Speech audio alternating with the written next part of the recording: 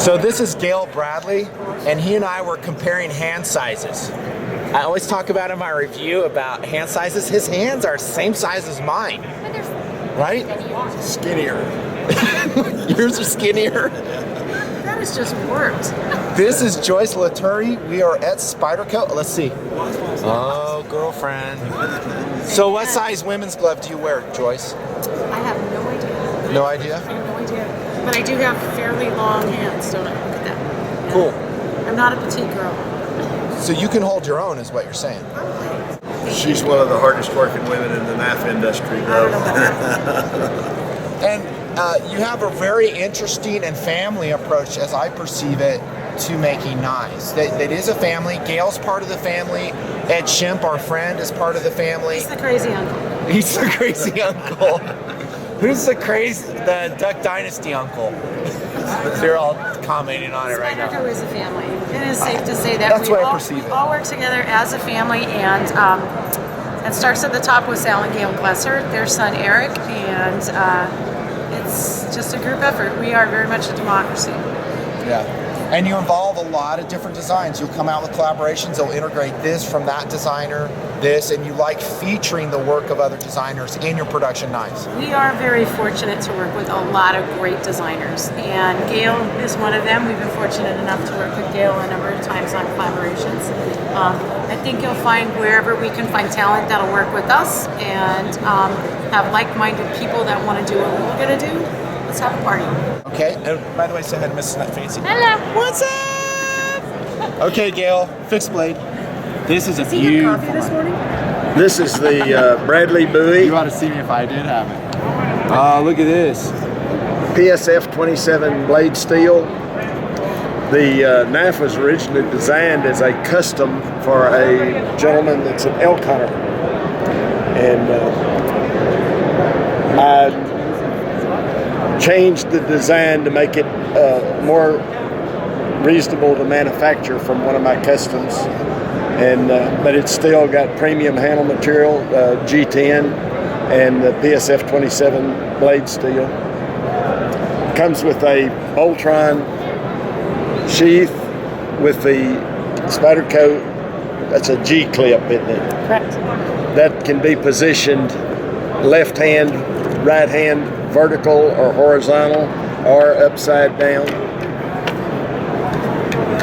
Total win from what I'm seeing right here. Total win, this knife. Beautiful. You don't know ballpark weight on that together, do you? I do not. Can you guess? I would say 9. Do you have the weight on it? 8 to 9 ounces maybe. It's pretty light though. That Boltron sheath weighs nothing. And you can get it soaking wet unlike leather and it'll dry right out. It's a perfect first kind of cool sheath, my friends. Has a drain hole in it in case you do get it wet. Anytime Spyderco does this sheath, I'm digging it. I love this sheath. 7.7 ounces. Oh, I called 8 to 9. ounces. 218 grams. Okay, I'm not familiar with the steel though, Joyce. Anything you want to tell the guys about the steel? PSF 27 is a new powdered steel made in Germany, and it differs from all the other powdered steels that's on the market. It is spray formed rather than hipped, and the grain structure is slightly larger than most of the powder.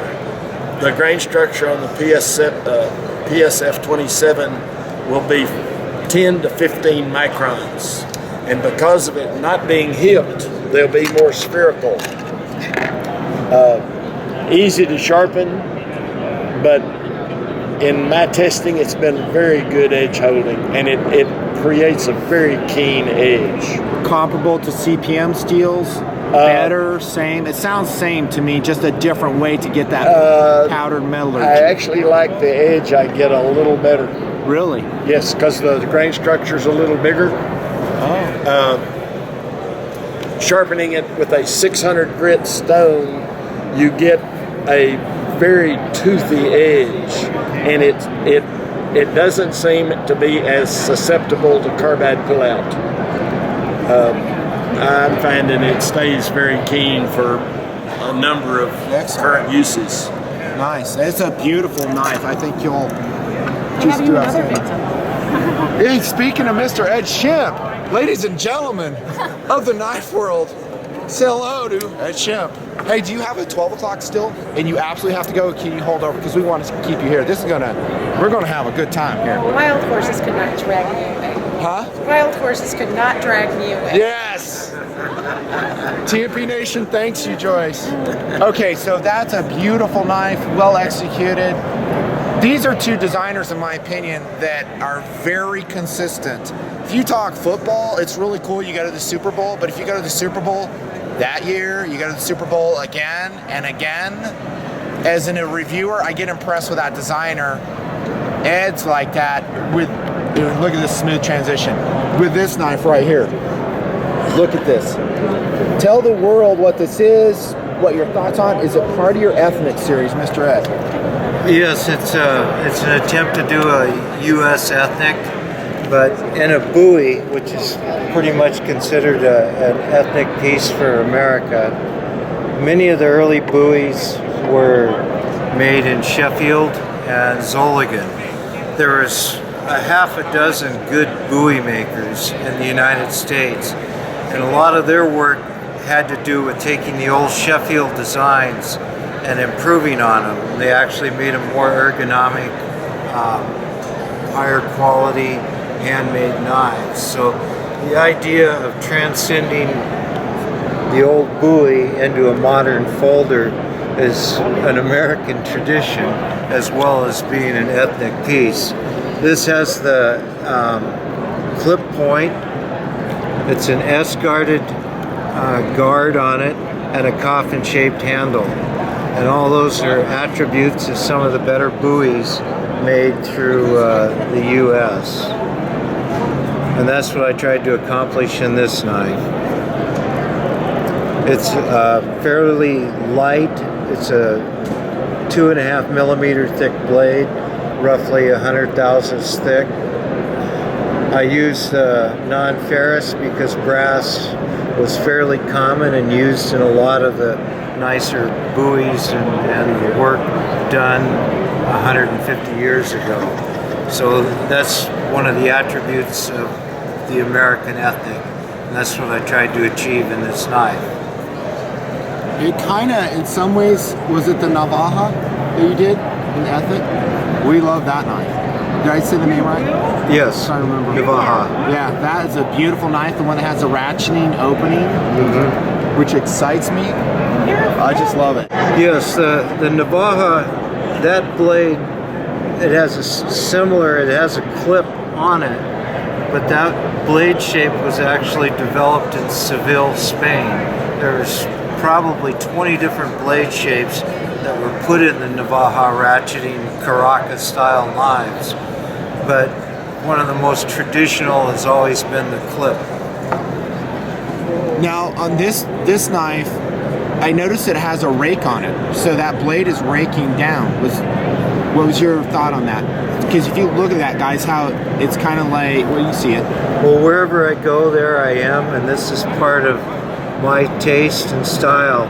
And if you take this knife in a normal grip, the edge, because of the rake, aligns with your forearm and major muscle and bone grooves.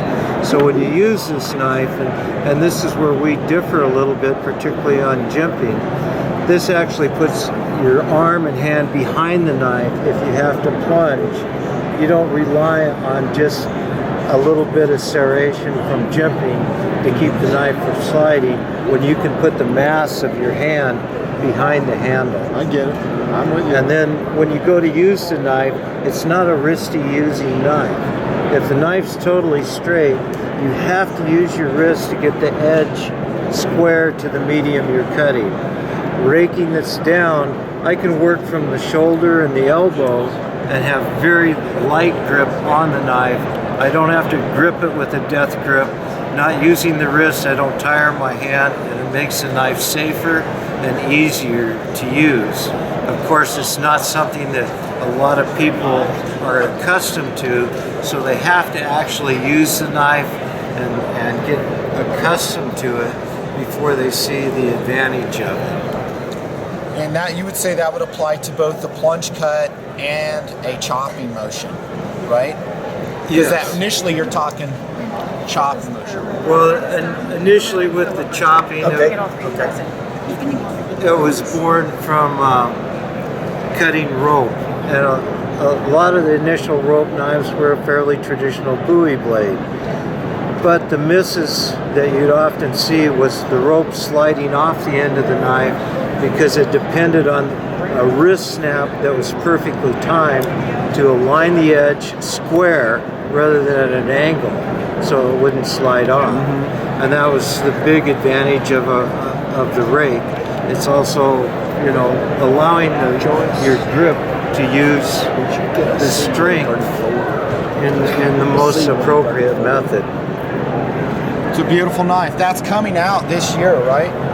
It'll be, they're going to deliver the collector's numbers, I think, when they get back from the SHOT Show, and then shortly to follow will be the production delivery. This was in the second half catalog supplement for 2014, so definitely it should be a short period of time before this is out. Outstanding. I'd like to introduce you to Phil Wilson.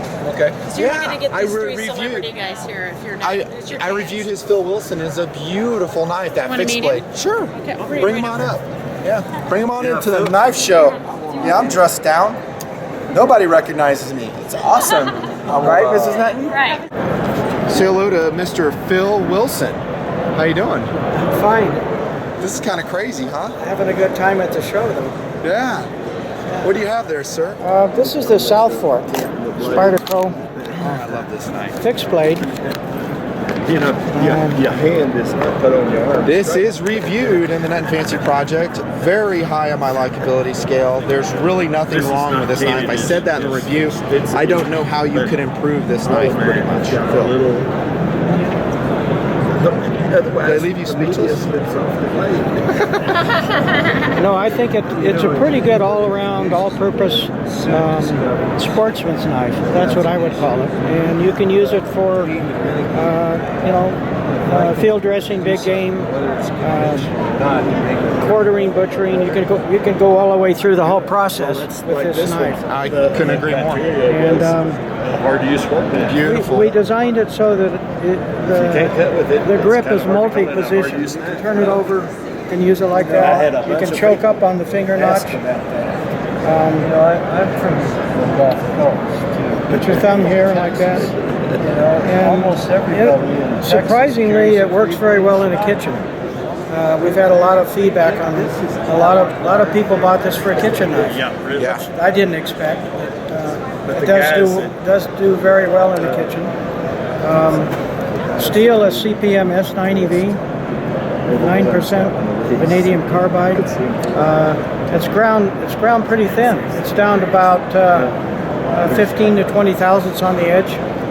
So sharpening, even though it's a high carbide steel, sharpening is very easy because there's not very much steel that has to be removed to bring the edge back. I couldn't agree more. It's just, there's nothing I don't like about this knife except,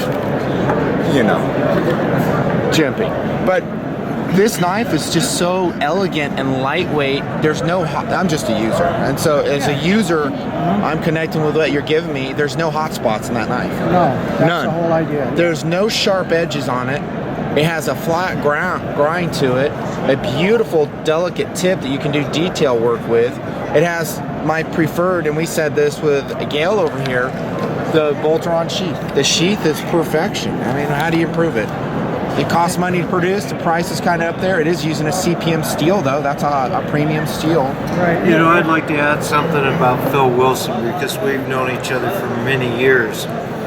When Crucible does something with steel, and they did fairly recently, I'm more interested in Phil's impressions than what Crucible tells me.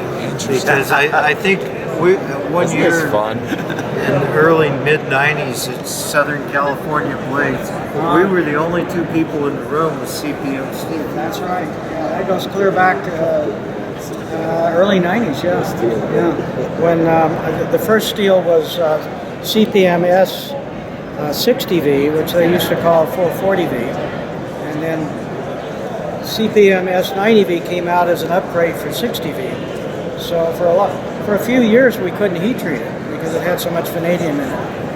But we figured it out eventually. But yeah, it's a good all-around knife. It works really well as a fishing knife as well. There's enough belly in the blade that it makes a fairly good fillet knife, even though the flexibility is not there for a fillet knife, but it works very well. You cut down the lateral line and fillet both ways. You just peel out the loins on a salmon, for example, or on a tuna. It works pretty well for that.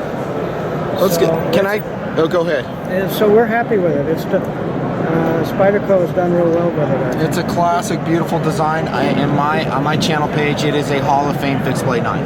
I mean, this is the reference point of how to do a lightweight stainless steel, pretty much all-purpose camp knife. Right. Just a canoe knife, like you're saying, you can use this filleting. It's just a beautiful knife. A lot of these blades we're going to show you are, they're kind of up there for price for a factory knife, but you kind of get what you pay for. Right. You get what you pay for, and you're paying these guys. They're designing them. Right. So, can I take you what you said, Ed? I'm going to bounce off that. When you guys in your shops finally got to where you could heat treat that CPM, that you were integrating it into your designs, was it like a revelation? Was it head and shoulders above other things you had done, or was it kind of like, hey, this is slightly better than 154? Or was it really groundbreaking when you guys started using it? Well, I was totally impressed with it. It was different than anything. ATS 34 and 154 CM were kind of standard steels when this came out, but it was a noticeable improvement. And the metallurgy is something that has always interested me, and it's interested Phil. I mean, we both gravitated to these CPM products, and now there's dozens of CPM-like processes from multiple companies that they've actually started bringing things into the knife world. This Dick Barber is the guy that developed S30V for cutlery, and it's really the first cutlery steel developed as a cutlery steel, not just a tool steel with a tweaked heat treatment to make it work as a knife. How about you, Phil? Same. Would you agree with that? And in your shop, you're using CPM. Well, I do. Performance-wise, what difference did you see? I do a lot of testing. Every knife I make, I test, and I have a process where I cut vanilla rope. And the CPM steels are very aggressive. They need to be sharpened with a fairly coarse stone. 600 grit, 400 grit diamond works really well, and the diamond cuts the carbides. Some of the softer, less expensive stones, you're going to spend a lot of time working on the edge because it doesn't really cut the carbides very clean. So to me, I would say in some cases 100% better cutting than some of the other more conventional steels. 100%? At least 100%. Jeez. And that all has to do, the cutting has a lot to do with not just the steel, but the edge, the sharpening, the geometry, how it fits in your hand. There's a lot of other factors. But CPM steels with the hard carbides really did make a difference. And so, the other thing is the CPM metallurgy is very fine. The grain structure is very fine. It gets away from the large blocky carbides that you would get in, say, a high chrome stainless cutlery steel. So it's kind of the best of all worlds. So putting it simply, tungsten carbides, molybdenum carbides are about 72, 74 Rockwell. Vanadium carbides are Rockwell 84. They're harder. So you actually have a harder carbide than you do in what most people think is the ultra hard carbide products. So it's made a huge difference. The standard steel production methods, if they use more than 1.5% of vanadium, in the process it made the carbides go glacial, and it was actually a metallurgical flaw to some degree. So with the process of doing the micro ingots, having it hipped together, it made this ultra-fine grain structure that Phil's talking about that actually made possible the use of more than a little bit of vanadium in cutlery steels. Let me ask you this, and this is really fun for me. Hon, you getting all this technical information by the way? Yeah, I understand everything. But I'm going to take, you guys have been in the knife business for how many decades? 4? 3? Okay, so it sounds to me like when CPM came out, and this is an interesting point we're going to get into, you embraced that new technology. Yes. You saw it, you go, hey, as a maker, I'm going to get in and start making customs out of this, right? Because or are you talking factory only? That's my first part of the question. Do you know makers who are reluctant to go to the newer steels and they feel like tradition is more important and their users feel that way too? What's your thoughts on that? I don't think it's necessarily tradition that keeps them from using it. It's lack of information. They are maybe intimidated by the use of the new steel because they don't have a lot of information on it, or they don't have the heat treat furnace that's capable of processing it. Most of these powdered steels require a heat treat close to 2,000 degrees, and some of them are actually over 2,000 degrees. And a lot of the furnaces won't reach that temperature. We've been talking about powdered metal, but CPM is not the only powdered metal. Carpenter is into the powdered metal business in a big way. There's 2 or 3 companies you're talking about. That one is actually a German-made powdered metal, and then there's a couple of premier Swedish powdered metal companies. And there's some Japanese as well. There's some Japanese. We don't get much of that in the custom industry.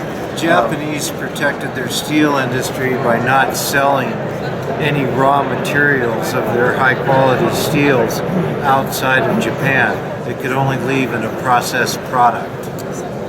But now I'm starting to see Japanese steels at some of the knife shows. In my opinion, and I have 3 renowned makers obviously at the table here, I think American steels, what they're doing, does anyone beat what American steels are doing? I don't see that as a user. I think they are cutting edge and have been for a long time. Well, there's different ways to look at it, but a lot of the steel manufacturing, for example, in Japan, a lot of it was updated, modernized, and developed after World War II. So they actually had newer facilities and embraced newer methods, had the possibility of incorporating in the design of their production facilities new technologies. Japanese have been using bottom pour steels rather than top pour steels to eliminate the floating slag.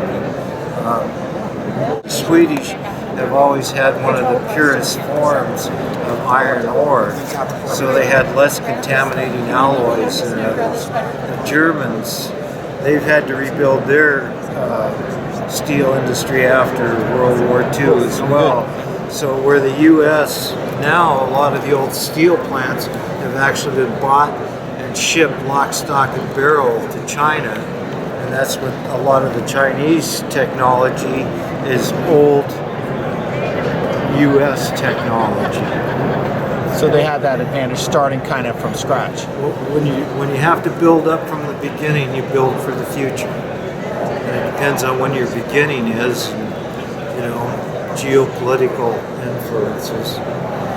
One of the things I think is critical to Phil built his own heat treat facility, and he has straightened me out on this ceramic encased coils. Ceramic elements, right? Because you can't achieve the temperatures needed for these CPM steels. Actually, it's more like 2150. Yeah, 2150. 2150 is That's kind where of it's the at. lower, kind of the average level for some of the high vanadium high carbide steels. Yeah. And an interesting thing too, when these steels first came out, steel manufacturers weren't thinking about knife blades. They were thinking steels, high wear steels for the plastics industry, extruding screws, dies, things like that, because plastic is very abrasive. It has a lot of filler in it. So we, it's kind of interesting. We kind of had to work together with the steel companies to figure out how to make knife blades out of this stuff. And so we worked together, and I was fortunate enough to be able to work with some of the good metallurgists early on that were at Crucible. And so they gave me some help, and I gave them some feedback, and pretty soon we had it figured out. Ballpark the year where CPM finally took note of the knife industry and said, hey. I would say about 1999, 1998, something like that. That's when it started happening. I remember talking with Crucible back then about, hey, why don't you guys come out with a steel just for the knife industry? Yeah. And that's when S30V was, they started to think about that one, CPM S30V. So, yeah, it's been interesting. We worked together on it over the years, and as the new steels come out, the new alloys, the new grades come out, sometimes we get some in the mail to play with, and then we can feed back on what we've learned on the heat treating and grinding and so forth. So there's a communication between you and CPM now as a knife maker. Oh yeah. Direct line, and it has been that way for well, years. with Crucible, with Carpenter, with Bowler Uderholm, they're all kind of in the business now. They realize that the knife blades could be a part of their business. Yeah. So so we get help, and as Ed mentioned, we haven't had the opportunity to try many of the Japanese steels because they're not available to us, basically. Right. So that's another whole area we don't get to play with. And you'd like to, wouldn't you? Just, sure. Just as a knife maker, to make something out of something new. Is that fair to say? Yes. As a knife maker, I'm going to try this steel and see how it works. It's kind of fun, right? The steel companies realized about 10 or 12 years ago that the custom makers were driving what the production companies were producing. And they started asking some of the makers to participate in the production, or not in the production, but the development of the steels. When the Blade Sports International organization was formed for the cutting contests, Warren Osborne and I started looking for the optimum steel for those knives, and Warren came across CPM M4. That's the oldest CPM steel that Crucible makes, but it had never been used for cutlery. And with the help of Scott Devanna, which was a metallurgist at Crucible at that time, we did about 18 knives with different heat treat procedures, and we would send a coupon off of that piece of steel with the heat treat procedure that we used, and they would send it to the laboratory and do a full analysis on it. So, and those were at that time costing about $880.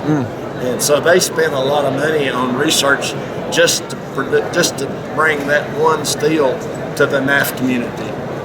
And I was lucky enough to participate in that. Fascinating. I'm digging this. I hope you are too, TNPers. And check this out. So we got 1, 2, 3 knife makers. Make it 4. Hey guys.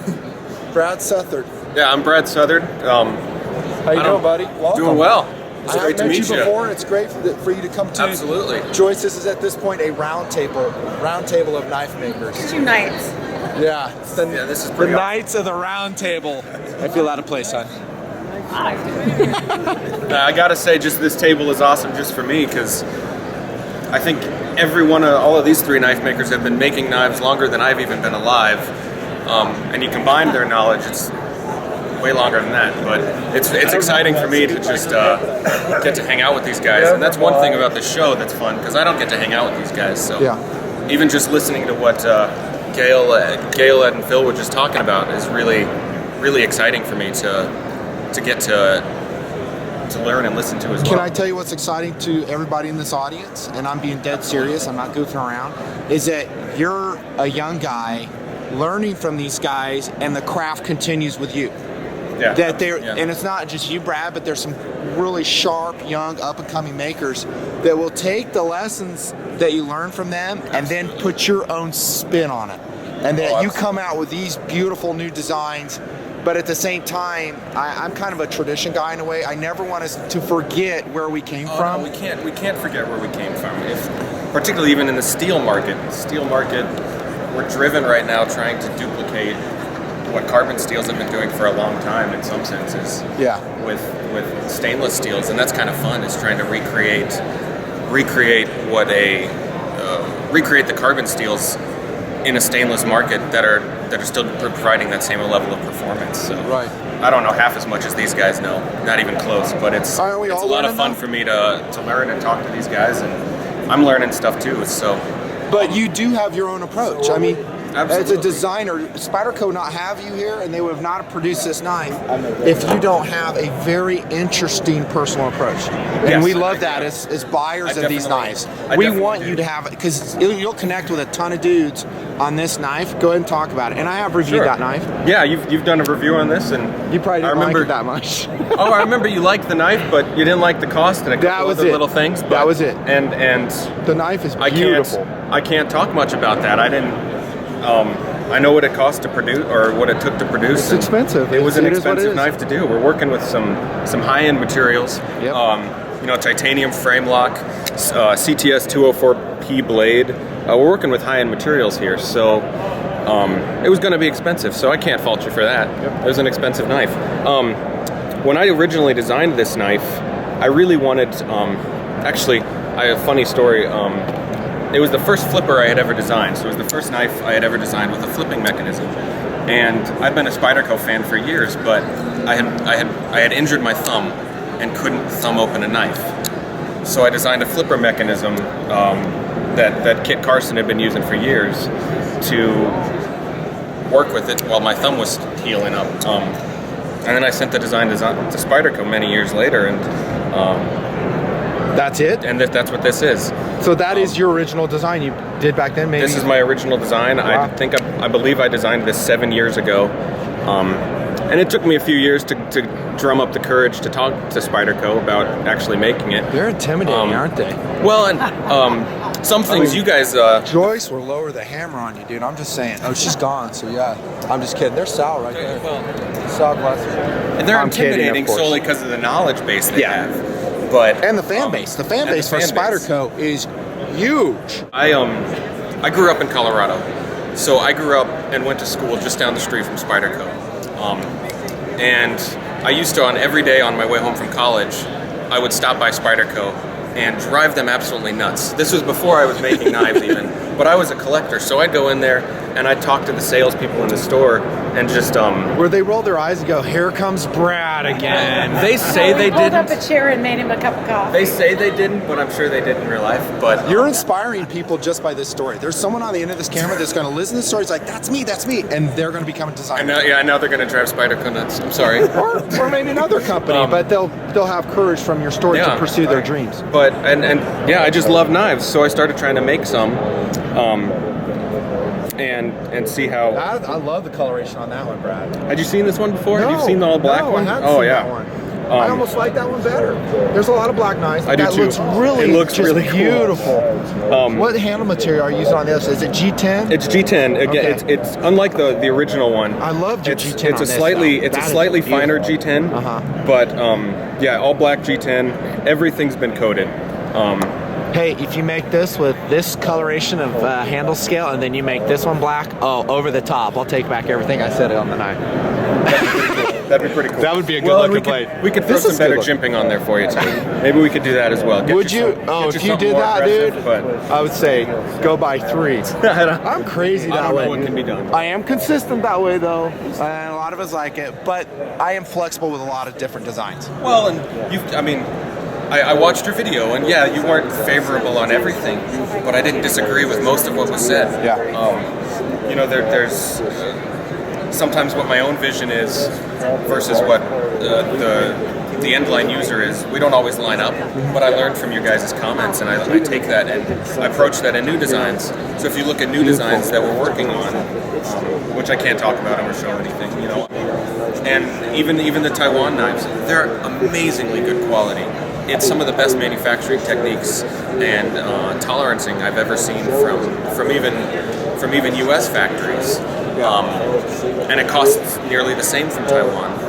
It's expensive to produce. It's expensive to tool up and manufacture these knives. And I've told guys in my reviews time and time again, it doesn't matter where it's made, it matters what the quality controls are in place where it's made. And generally it's going to come down to a really good factory that knows what they're doing with master craftsmen running the show. Absolutely. All right, so we're 38 minutes in, more or less. I added a blip out here, and we're going to turn over. And anytime you guys have anything you want to say, please chime in. You too, Mrs. Hatton. And Joyce, you're up.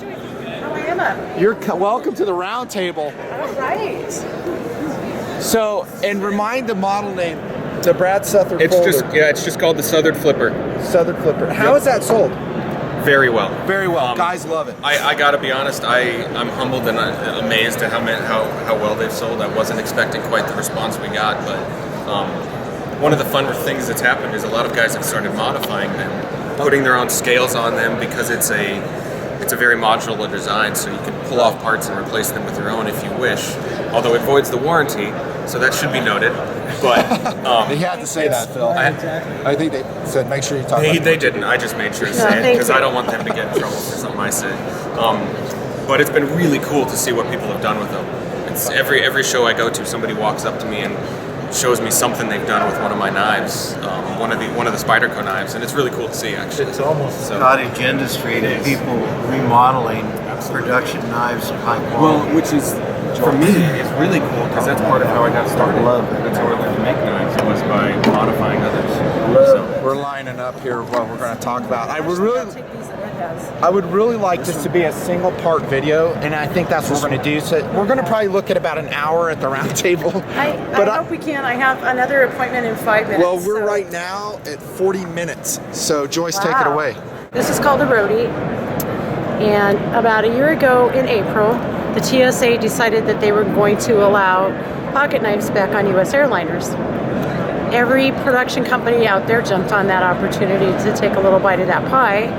And the parameters for doing that were to build a knife that did not have a contoured handle. The knife had to have a blade that was 2 inches or less.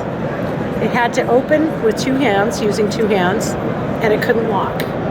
So Spyderco's answer to this was to build this small, non-contoured handle with something we call a double divot. And a double dent is the ability to pinch the blade and open it without using a nail nick. Saves your fingernails, very easy to open. All the way you're looking at N690 CO blade steel, which is an Austrian blade steel. The knife is manufactured in Italy, and it comes in a variety of different colors. So this is the Roadie. This is about as traditional as you're ever going to find from Spyderco. European legal too. European, Germany, Australia. I wish the TSA would overrule that, and I know they got stopped on for a variety of reasons we won't go into, but maybe they change it later down the road. My understanding is the flight attendant union and the pilot unions decided that they really prefer not to have knives back on planes. This is an unusual animal too, in that it's a Spyderco knife without a hole and without a clip. Rarity. What's next? This is a collaboration with a maker named Peter Carey. Peter Carey is a structural engineer by trade who lives in Texas, and he works with a lot of carbon fiber and interesting colored G10. This is called a Rubicon. Rubicon is a flipper opener. This also won Blade Magazine's Imported Knife of the Year. You're looking at a contoured carbon fiber handle. I think you can see that. That's a no-void solid carbon fiber with a G10 pivot circle and an interesting spoke interesting spoke pivot pin. Back spacer is G10 carbon fiber that's textured with jimping for exceptional ergonomics. It also has his custom clip on there. This is a tip-up 3-screw clip that sits fairly deep in the pocket. And you'll notice that the whole package together is just pretty stylish. Blade is CPMS 30V with a nice wedge grind and a very high-shouldered hollow grind. Beautiful piece, our first time using contoured carbon fiber, and I think it's as pretty as it is functional. That has some great ergonomics on it. It's real hand filling, it's got the ramp on it. Yeah, and it's super, super light. It looks a lot heavier than it is. It weighs pretty much nothing. It's a nice going to I'd give it about 3.5 for a knife that size. This is a collaboration with a Polish knife maker named Marcin Slisz. It's spelled Slisz, pronounced swish. And like the Rubicon, it has a very nice contoured handle. This one happens to be titanium, not quite as contoured. It does add quite a bit of cost to the cost of making the folder itself, manufacturing it. You'll see this is a beautiful piece of titanium, front and back on the scale with the reeve integral lock, a deep pocket wire clip, and a nice stonewash finish. This is also a product of Taiwan. Again, you get a good shot of the stonewash blade there. This is CTS XHP steel, which is a Carpenter powdered steel, which is a great lead-in for the next knife I'm going to show you. Okay. And that is a collaboration with Carpenter, the foundry. Carpenter Steel approached Spyderco a couple years ago and asked if we'd like to make a knife using only their materials. So we said, absolutely, certainly, we'd love to do that, and put together a design that they really liked. We make this in our factory in Golden, Colorado. It is an Eric Glesser design, and you can see this by the logo that's right here. This is a CTS XHP full flat ground blade with stainless steel handle and the Carpenter logo. And they were sold exclusively to Carpenter employees until earlier this year, and we've released these for public sale at this point. I think this knife freaking rocks right here. It freaking rocks. It Very is lightweight. So light, thin. It basically features, Joyce, all the things that a lot of us love about Spyderco. The thinness, the speed, the quality, the blade centering's perfect, integral lock. Well, it is very Spyderco-ish. So now we go to kitchen knives. Kitchen knife. About 10 years ago, Spyderco discontinued a line of kitchen knives we made. These were called our Pro Culinary line. And these are made with Japanese MBS 26 steel, which is a high carbon steel that has a great amount of flexibility to it. These make fabulous kitchen knives. We put a very... The table's a rental, don't worry, guys. No, actually, we bought it. So, what kitchen table look, would it be just a kitchen marks table the round table experience. with, without a few little nicks of love on there, huh? Yep. So, what's interesting about these two, this is a small paring knife. That's cool. Sharpened edge on the underside feels a little bit backward and awkward at the time you're using it, but perfect for really close-in cutting, paring vegetables, coring, this kind of thing. We have a large Santoku kitchen knife that's designed to, again, I'm going to wreck that table, but designed with this really elegant, very traditional curve and a really nice guard.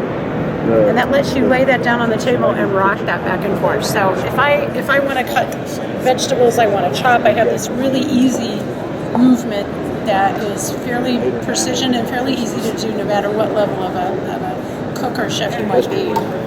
I think also, Joyce, people like these just because they're Spyderco. That's possible. They're also... I'm a Spyderco guy, and I was like, hey, I got a Spyderco kitchen knife, and I know the steel's going to be good. I know that's going to last forever. Absolutely. So I have a question for you. Who cooks in your house? If she doesn't cook that much, bless her heart, I do. I'm so busy. We're usually just grabbing something. But if I cook, I can get it done. I'm a good cook. He is good. I'm an eater. I love to eat. It's just I don't want to spend 3 hours in the kitchen. Yeah. Well, this It's might a save you a little time bit of thing. time. I got TNP to One do. really interesting feature on our serrated version of these, this is a 4.5-inch utility knife and a 6.5-inch utility knife. And if you take a really close look at that serration pattern, what you'll see is a two-step serration. So you have one large tooth, two small teeth, and then another large concentric curve there. And if you look at, you got it. If you get in there really closely and look, you'll see one of those points is just slightly longer than the other one. And that's because when you're cutting food, the food itself is normally fairly soft. That's not what's wearing your blade out. What's wearing your blade out is what you're cutting on, meaning a cutting board or a brand new table. That's all right. By having, Cut it. Put it. by having Cut it. Let's put that a mark in extra it. long tooth, you can see what hits the hardest part first. And the recessed curves of the serration offer great cutting potential that lasts for a very long time. And someone once explained this to me in a very interesting way. They said, if you're not a fan of serrations, if you take a look at, let me find you something serrated. You take a look at something that's serrated.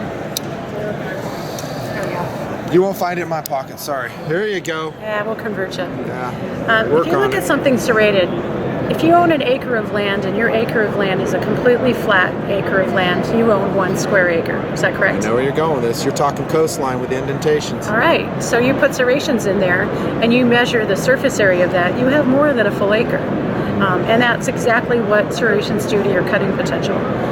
Again, love them or hate them. They are a wonderful option for cutlery, depending on what your preference is, what you're cutting, how you're going to cut.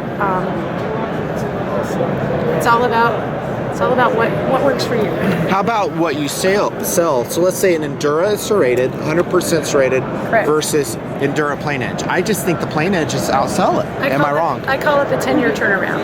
And the 10-year turnaround is 10 years ago we sold probably 80% serrated only. The 10-year turnaround is 10 years later we sell probably 85% plain edged. And our entire product line right now carries 17% of our product is available in something serrated or other edge configuration beyond just plain edge.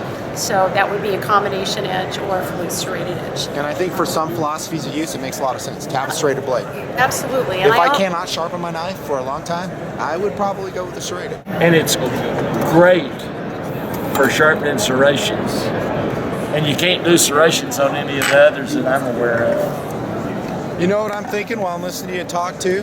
Is I wish I could show the world what you've made. I can't show it to them though. Show them my customs.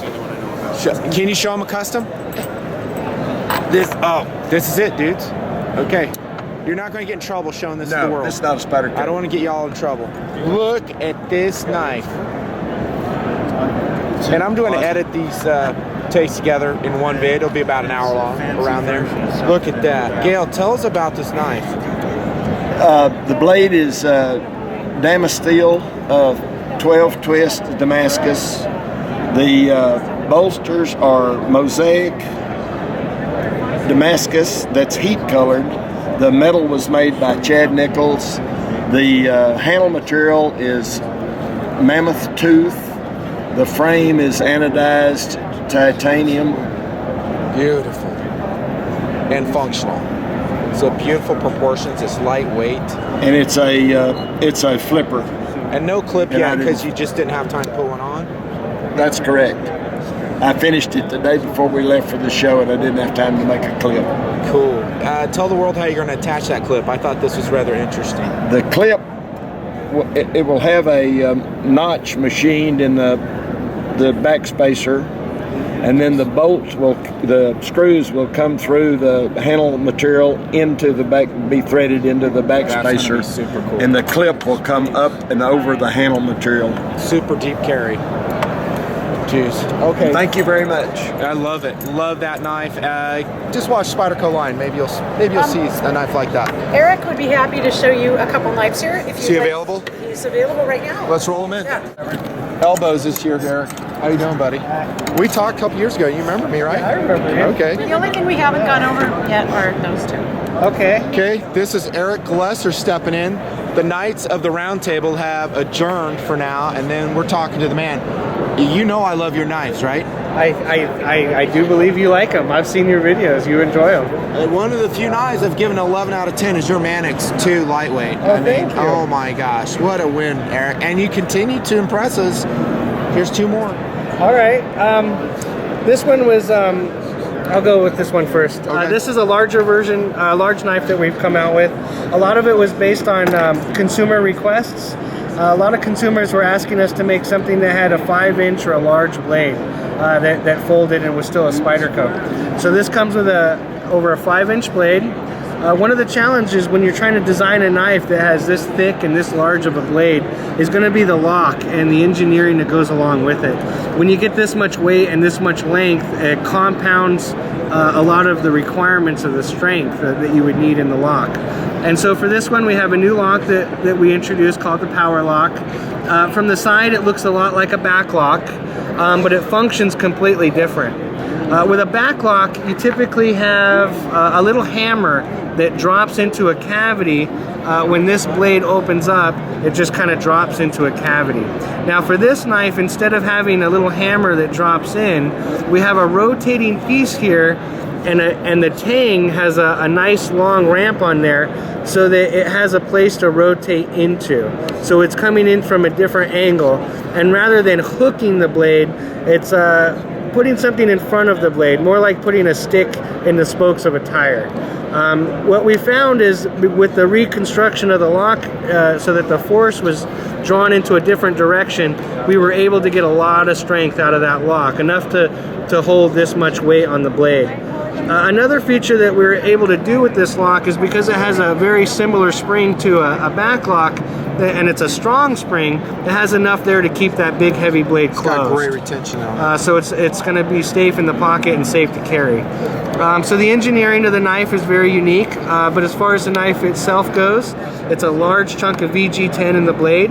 It's got dual liners that go all the way down it, screw together construction, peel ply G10 with a 4-way clip, a nice lanyard to tie something to. It's ergonomics, so you can choke up on it, get your forefinger in there, or you can even reach back and get a little distance on your cut. And so we're happy to come out with the Tatanka, and we're looking forward to see where it goes. And you skeletonize those liners too, right, Eric?